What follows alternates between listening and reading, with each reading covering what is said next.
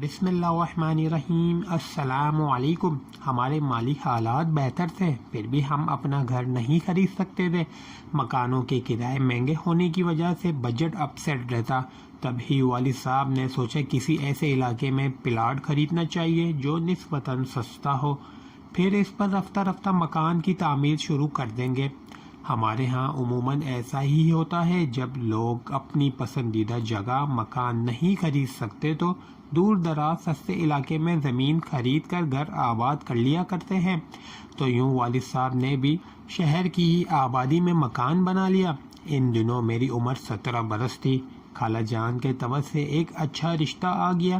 چونکہ ہماری خالہ ایک پوش ایریا میں رہتی، لہٰذا لوگ خالہ کی وجہ سے رشتہ طلب کرنے بھی آبادی میں آ گئے۔ میں کافی خوبصورت تھی۔ پہلی نظر میں ہی خاور کے والدین نے مجھے پسند کر لیا۔ ان لوگوں کا اپنا بزنس تھا، ذاتی گھر تھا، لڑکا بھی خوبرو تھا، یہ رشتہ مناسب تھا۔ سب کا خیال تھا میں خوش قسمت ہوں، ورنہ کچی آبادیوں میں رہنے والی لڑکیوں کے ایسے رشتے کہاں ملتے ہیں۔ خالہ جان کی کوششوں سے بالآخر میری شادی خاور سے ہو گئی۔ دونوں کے والدین خوش تھے کہ اللہ نے خوب جوڑی ملائی تھی۔ ہمارا بھی آپس میں پیار ہو گیا، گھر میں ہی نہیں دلوں پر بھی بہار آ گئی۔ میرا فرض ادا ہو گیا تو والدہ کو اب فکر لگی سمر اور صاحبہ کی۔ میری دونوں چھوٹی بہنیں میٹرک پاس کر چکی تھی۔ سمر کے لیے خالہ جان نے رشتہ ڈھونڈ نکالا اور میری شادی کے 8 ماہ بعد اس کا نکاح ایک خوشحال خاندان میں ہو گیا۔ اب صرف صاحبہ کا رشتہ ڈھونڈنا باقی تھا۔ ہم کسی کو یہ نہیں بتاتے تھے کہ صاحبہ ہماری سگی بہن نہیں ہے۔ قصہ یہ تھا کہ اس کے والدین ایک حادثے میں جاں بحق ہو گئے تھے جبکہ وہ ابھی صرف 3 برس کی تھی۔ تبھی میری والدہ نے یتیم کو گود لے لیا اور اولاد کی طرح پرورش کی تھی۔ جب سمر کی بھی رخصتی ہو گئی تو والدہ نے سکھ کا سانس لیا۔ صاحبہ ابھی صرف 16 سال کی تھی۔ امی کا خیال تھا وہ اکیلی رہ گئی ہیں، کچھ دنوں بعد اس کی شادی کے بارے میں سوچنا شروع کر دیں گی۔ تو جب ہم دونوں لڑکیاں اپنے گھروں کی ہو گئی تو کام کا بوجھ صاحبہ پر آ پڑا۔ امی زیادہ کام نہیں کر سکتی تھی۔ قدرتی بات ہے کہ صاحبہ نے محسوس کیا پھوپھی مجھ سے زیادہ اپنی بچیوں پر توجہ دیتی ہیں اور مجھ سے گھر کا کام لیتی ہیں، حالانکہ ایسی بات نہیں تھی۔ میری والدہ صاحبہ اسے اتنا ہی پیار کرتی تھی جس قدر ہم سے ان کو محبت تھی۔ وہ لڑکیاں جن کے والدین اس دنیا میں موجود نہ ہوں حساس ہو جاتی ہے، وہ ذرا سی بات کو بھی زیادہ محسوس کرتی ہیں۔ یہی حال صاحبہ کا تھا۔ کہتی تھی کہ پھوپھی جان ماں والا انصاف نہیں کر پاتی اور میں ان کی نا انصافی کو سہنے پر مجبور ہوں۔ یہ احساس تب زیادہ ہوا جب ہماری شادیاں ہو گئی، ورنہ ہم دونوں بہنیں اس کا خیال رکھتی تھی اور اس کو کسی کی کمی محسوس نہ ہونی دیتی تھی۔ بات تو یہ ہے کہ صاحبہ بہت حسین تھی۔ وہ ہم دونوں بہنوں سے بڑھ کر خوبصورت تھی۔ 16 برس کی عمر میں ایک کھلتا گلاب تھی۔ میری شادی میں وہ ہر کام میں آگے تھی۔ اس نے بہت دیدہ زیب لباس پہنا ہوا تھا۔ شادی کے بعد میں اپنے گھر میں خوش و خرم رہنے لگی، خاور کے روپ میں زندگی کا بہترین ساتھی۔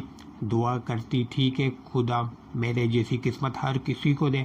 خاور میرا بہت خیال رکھتے تھے، میری ہر فرمائش پوری کرتے تھے۔ جب جہاں کہتی سحر کرانے لے جاتے، میرا ہی نہیں میرے گھر والوں کا بھی خیال رکھتے تھے۔ اب میری سوچ صرف اور صرف ایک ہستی پر ختم ہو جاتی تھی اور وہ میرا شوہر تھا۔ ہر وقت اپنے گھر کو جنت بنانے کے خواب دیکھتی رہتی، ہم وقت گھر کی سجاوٹ میں لگی رہتی۔ اپنا گھر مجھے بہت عزیز تھا۔ شام کو جب ان کے آنے کا وقت ہوتا، بن سنور کر تیار ہو جاتی۔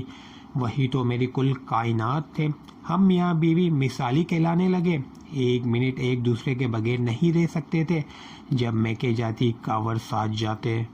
تب صاحبہ ان کی بہت خاطر تواضع کرتی تھی۔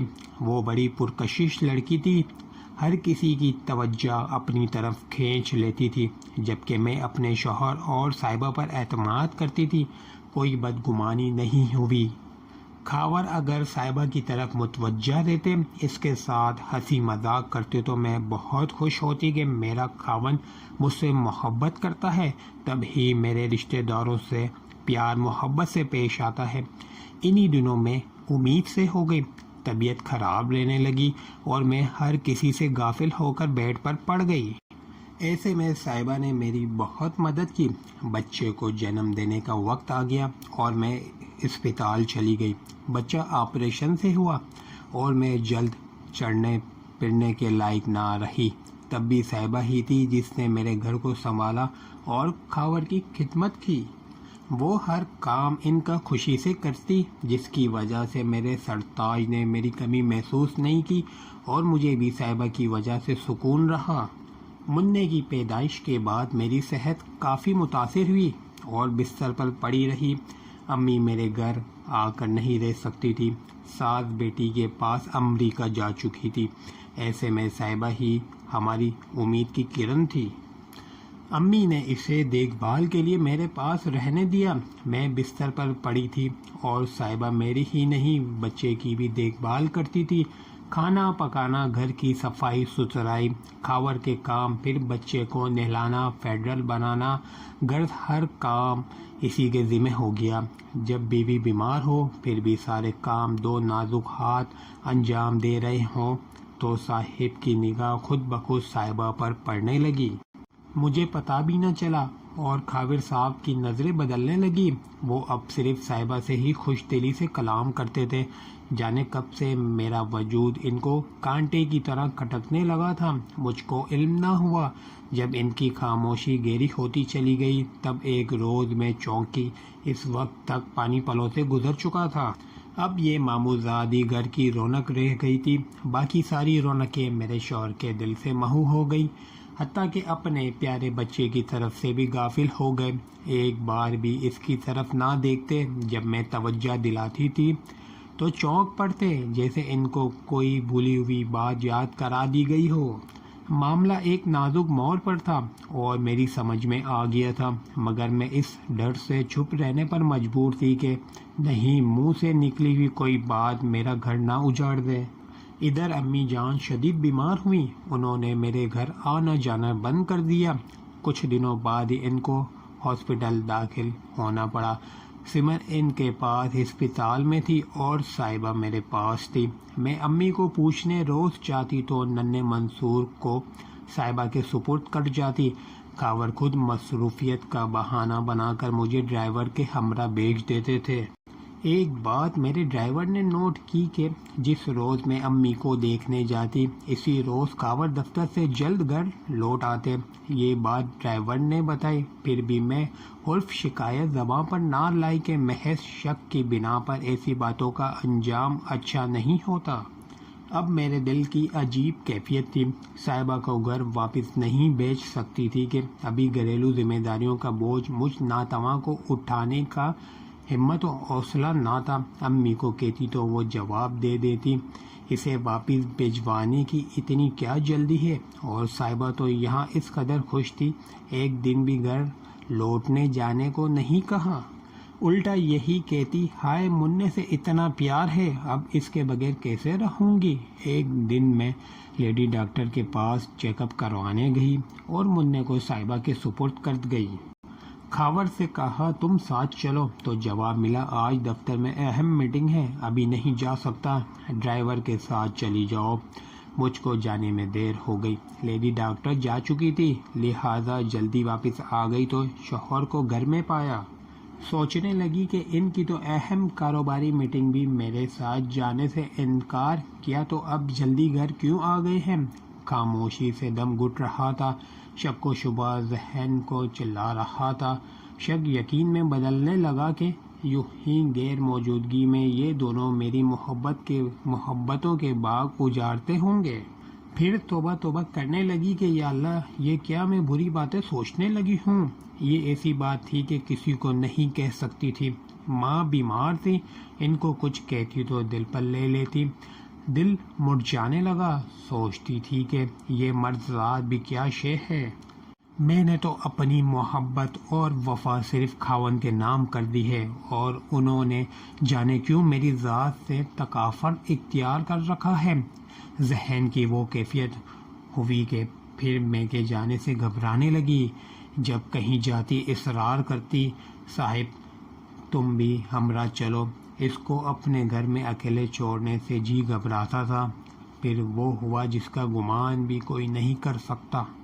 ایک روز میں نے شوہر سے کہا کہ اب میں ٹھیک ہوں، گھر سنبھال سکتی ہوں، ہمیں صاحبہ کو واپس چھوڑ آنا چاہیے۔ یہ کہنا تھا کہ خاور بگڑ گئے، کہنے لگے تمہارا دماغ خراب ہے، بچہ ابھی چھوٹا ہے، تم گھر کی طرف توجہ دو گی یا بچوں کو دیکھو گی؟ تم کو مستقل صاحبہ کی ضرورت ہے، فی الحال اس کو یہیں رہنے دو۔ گھر کسی طرح نہ مانے اور میری کزن کے واپس بھجوانے کی راہ میں آڑے آنے لگے۔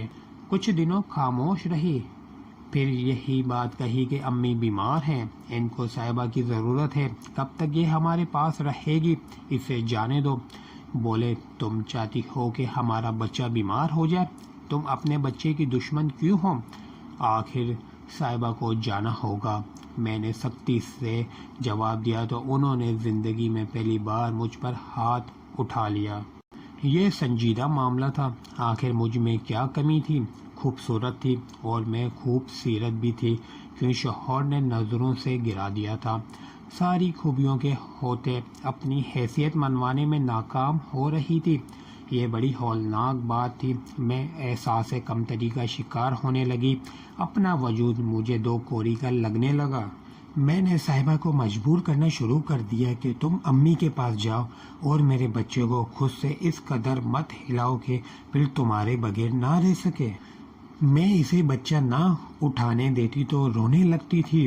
ایک روز زبردستی صاحبہ کو تیار کیا اور اسے امی کے پاس چھوڑ کر آ گئی۔ خاور گھر آئے تو آتے ہی صاحبہ کو آواز دی کہ کھانا لاؤ، وہ ہوتی تو جواب دیتی۔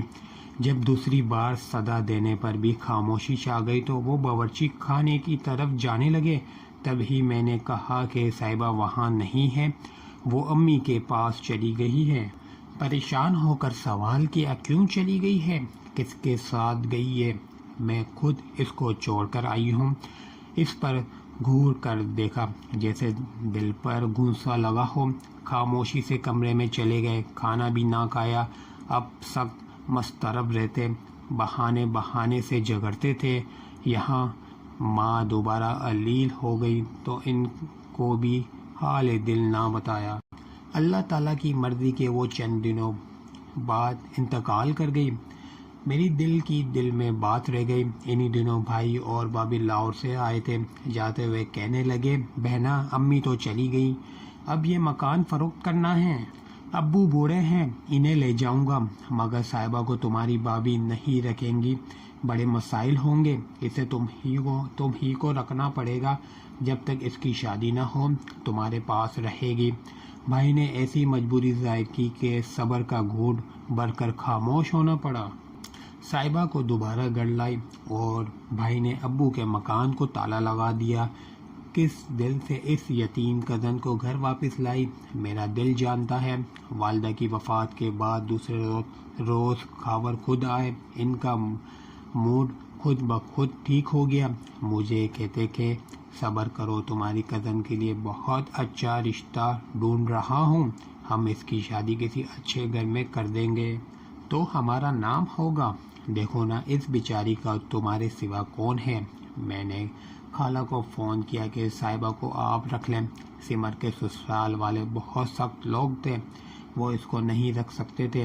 خالہ نے کہا کچھ دن تم اسے رکھو، میں تمہارے خالو کو منا لوں گی، مگر میری تینوں بہویں اس مزاج کی ہیں کہ یہاں صاحبہ کی گنجائش نہیں نکلتی۔ وقت کیسے کٹ رہا تھا لکھ نہیں پاؤں گی، ہر وقت الٹی چھڑی بن کر میرے وجود کو لمحہ لمحہ ذبح کرتا رہتا تھا۔ اندر اندر کچھ ہو رہا تھا جو میری نظروں سے اوجھل تھا اور میں وہ سب کچھ دیکھ نہیں پا رہی تھی جو تصور میں مجھے ریزہ ریزہ کر رہا تھا۔